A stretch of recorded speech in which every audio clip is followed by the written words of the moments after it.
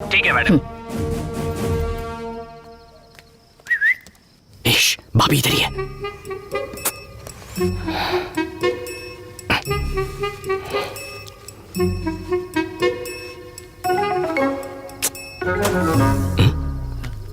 ये लाइट को क्या हुआ? क्या कर रही हो? भाभी आ जाएगी। आने दो ना। अच्छा ये बात है।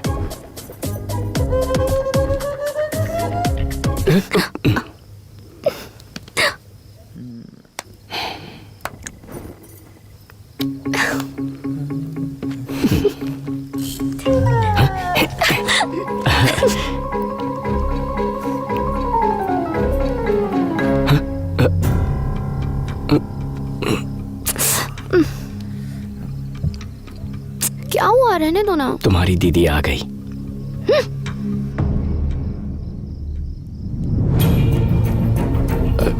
भाभी वो इसने मुझे अंधेरे में गलती से पिलर समझ लिया है।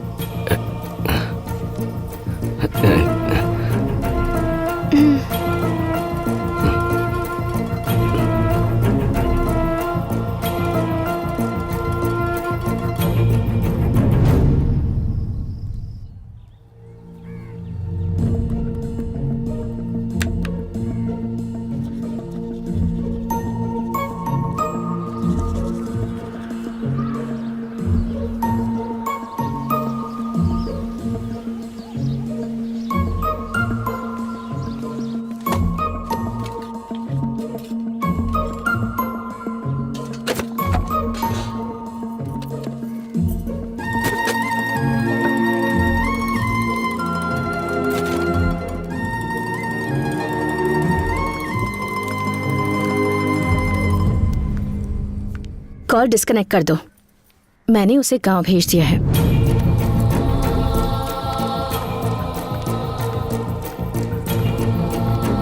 इस लव शॉप पर अपना टाइम वेस्ट करने से अच्छा होगा कि तुम इस वक्त अपने करियर पर फोकस करो, समझे? अच्छा अब तुम ऐसा करो कि ज्योति, अंकल कैसी हो तुम? अच्छी हूँ। क्या बात है, आज तो बहुत जल्दी जाग गए बेटा। तुझे इस तरह से इतने डिसिप्लिन में देखकर आज मुझे बहुत खुशी हो रही है। तेरी भाभी के अलावा दुनिया में कोई नहीं सुधार सकता है तुझे। ये ले, तेरी चाची ने तेरे लिए भेजा है। आइए बैठिए ना अंकल।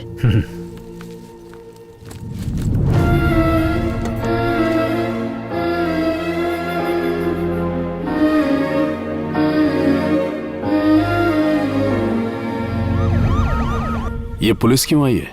लगता है उस ऑफिसर ने कमिश्नर की बात नहीं मानी, केस फाइल कर दिया है, वारंट इशू हो चुका है। पुलिस को मैं संभालता हूँ, उस ऑफिसर को आप संभालिए। हमने पूरी कोशिश की पर वो बहुत स्ट्रिक्ट है भाई। ये लेडीज सेंसिटिव होती हैं, प्यार से हैंडल करना पड़ेगा। यही तो बात है भाई, ये औरतें अपने पति की नहीं सुनती तो हमारी क्या सुनेंगी? मैं संभालता हूँ। ठीक है बेटी, मैं चलता हूँ। अंकल कल चले जाइएगा, आज रुक जाइए। नहीं बेटी, ये पेपर्स हैंड ओवर करने हैं ना, चलता हूँ।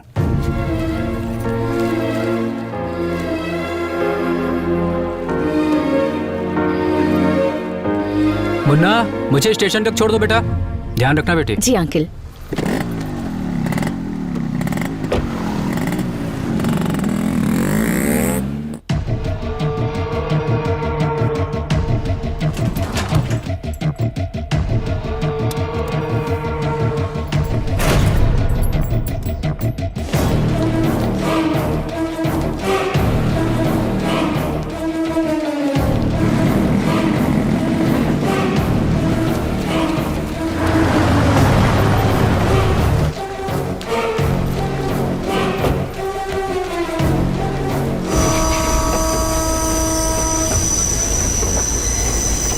क्या सोच रहे हो Munna?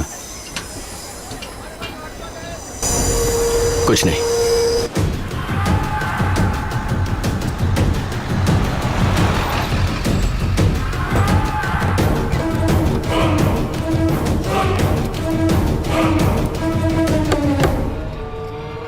Excuse me ma'am. Come in. Shiva, Shiv Shakti travels. बैठिए। धन्यवाद। आप कुछ लेना चाहेंगे? चाय, कॉफी? आप जो भी मंगवा दें। रमन, ध्यान रखना बेटा।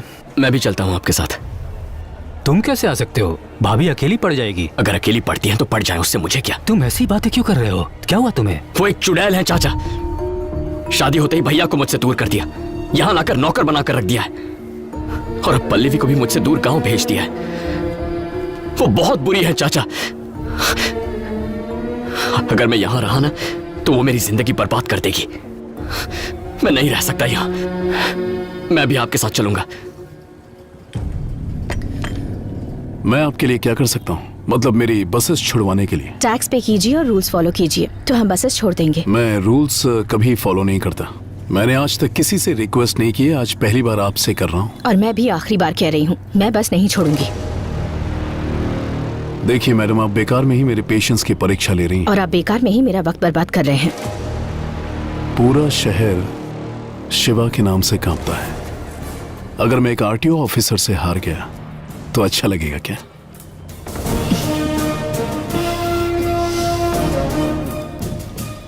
आप जानते हैं, ये पूरा डिपार्टमेंट ज्योति की बहुत रिस्पेक्ट करता है। अगर मैंने कॉम्प्रोमाइज कर दिया तो वो अच्छा लगेगा क्या? अगर कभी किसी को न समझ सको तो चलेगा बेटा, पर किसी को गलत मत समझो। तुम और तुम्हारा भाई दोनों एक साथ पले बड़े हैं। तुम्हारी भाभी ने पहले ही कह दिया था कि तुम दोनों के बीच कोई आएगा तो तुम ऐसा ही बर्ताव करोगे। शादी के बाद तुम्हें इसलिए दूर नहीं भेजा कि वो तुम्हें पसंद नहीं करती। तुम्हें मेरे पास इसलिए भेजा ताकि तुम अपने पैरों पर खड़े हो सको। यहाँ पर तुमसे काम करवा कर वो तुम्हें नौकर नहीं बनाना चाहती थी, बस ये चाहती थी कि तुम अपनी जिम्मेदारियों को समझ लो। पल्लवी को तुमसे हमेशा के लिए दूर करने के लिए यहाँ से नहीं भेजा, बल्कि इसलिए भेजा कि तुम दोनों एक हो सको। तुम्हें पता है उसने मुझे यहाँ अचानक क्यों बुलाया? वो अपने पापा की दी हुई जमीन कम दाम में बेचना चाहती है ताकि तुम सेटल हो सको और मैं पल्लवी के पापा से उसका हाथ तुम्हारे लिए मांग सकूं। हम मिडिल क्लास वाले लोग हैं बेटा। अगर घर में एक सदस्य भी बढ़ जाए तो खर्चा बढ़ जाता है। और जब मैंने उससे पूछा कि इतने सालों बाद भी बच्चा क्यों नहीं प्लान कर रहे, तो उसने कहा मुन्ना भी तो हमारा ही बच्चा है, पहले उसे सेटल होने दो। वो तुम्हारी जिंदगी बर्बाद नहीं कर रही, तुम्हें एक नई जिंदगी दे रही है। तुम्हारी जिंदगी को खुशियों से भरकर उसे बेहतर बनाने की कोशिश कर रही है। रिश्ते कच्चे धागों की तरह होते हैं, टूट गए तो इन्हें जोड़ने में गांठ पड़ जाती है। इसलिए अपनी सोच को बदलो। मैडम, मुझे परेशान मत करो। जो तुम चाहते हो वो नहीं होगा। अच्छा, तो जैसा मैं चाहता हूँ वैसा नहीं होगा। बचपन से लेकर आज तक मैं कभी हारा नहीं हूँ। ये बात आप शायद जानते नहीं हैं।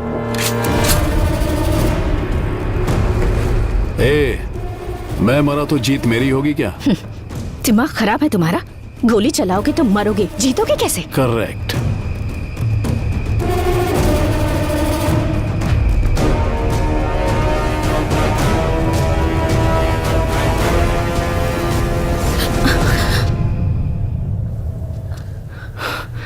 मुन्ना, तुम यहाँ?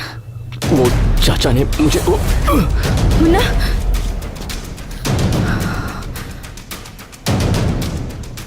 और अगर तुम मरी तो क्या मैं जीतूंगा? क्या कहा तूने? मैंने कहा ये घटिया औरत मरेगी तो मैं जीतूंगा।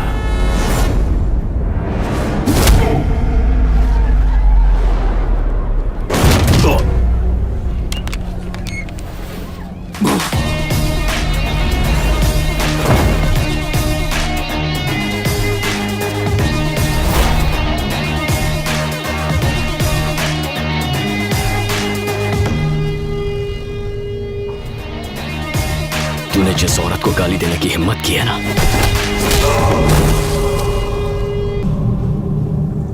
वो भाभी माँ है मेरी।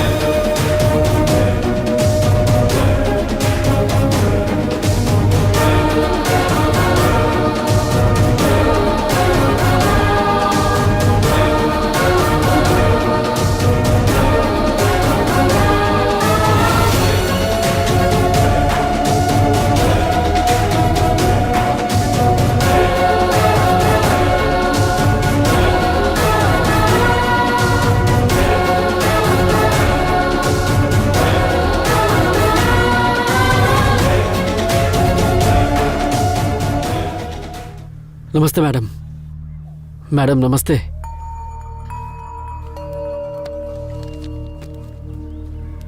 उस हादसे के बाद मुझे आपकी बहुत फिक्र है मैडम। वो तो अच्छा हुआ मुन्ना टाइम पर आ गया, नहीं तो उन बसेस के लिए वो खून खराबे पे उतर आया था। मैं उस शिवा को अच्छे से जानता हूँ, वो हार नहीं मानेगा। आप मुन्ना को समझाइएगा मैडम कि वो संभल कर रहे, वो बहुत खतरनाक है। 1-2 टके की छोकरी शिवा के काम में आके टांग अड़ाएगी। तुम सब क्या कर रहे थे? झग मार रहे थे? जाओ उसे उठा कर लाओ। चलो रे।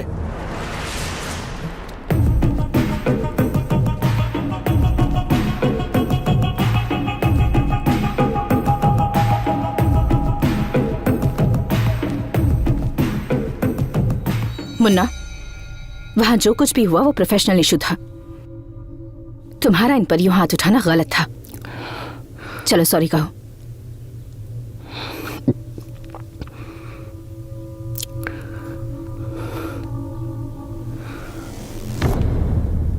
सर, हम मिडिल क्लास लोग हैं। छोटी सी बात पर खुश हो जाते हैं, छोटी सी बात पर दुखी। रास्ते में अगर किसी साइकिल वाले से टकरा जाएं और वो हमें गालियां दे तो लगता है जैसे इज्जत चली गई। हम जवाब देना चाहते हैं पर दे नहीं पाते, क्योंकि हमारे पीछे परिवार होता है। उन्हें कुछ हो जाए इस डर से चुपचाप वहां से वापस चले आते हैं। कभी उन पर अगर कोई मुसीबत आ जाए ये सोचकर ही मन घबरा जाता है। आपने भाभी को मारने की धमकी दी, मेरी समझ में नहीं आया मैं क्या करूं।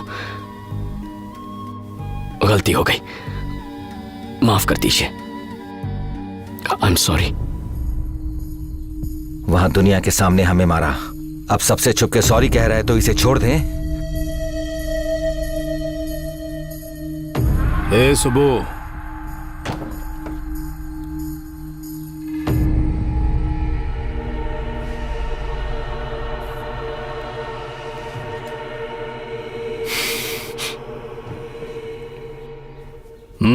उम्मीद करती हूँ कि हमारी लड़ाई यहीं खत्म हो जाएगी और इसके आगे कोई प्रॉब्लम नहीं होगी। चलो चलते हैं।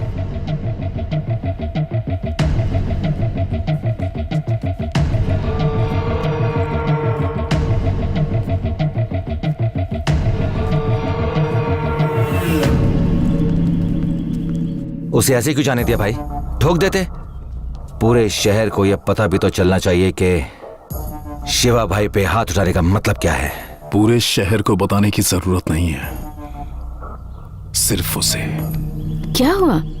1 मिनट, लगता है चाबियां अंदर ही रह गईं। मैं जाकर लेकर आता हूं। वो मर जाएगा तो मैं हार गया। बस एक बंदूक क्या तान दी, उसने सीधा शिवा के ऊपर हाथ उठाया। उसने मेरा ईगो हर्ट किया है, उस औरत को मरना होगा, तब मेरी जीत होगी। Sir 1 minute.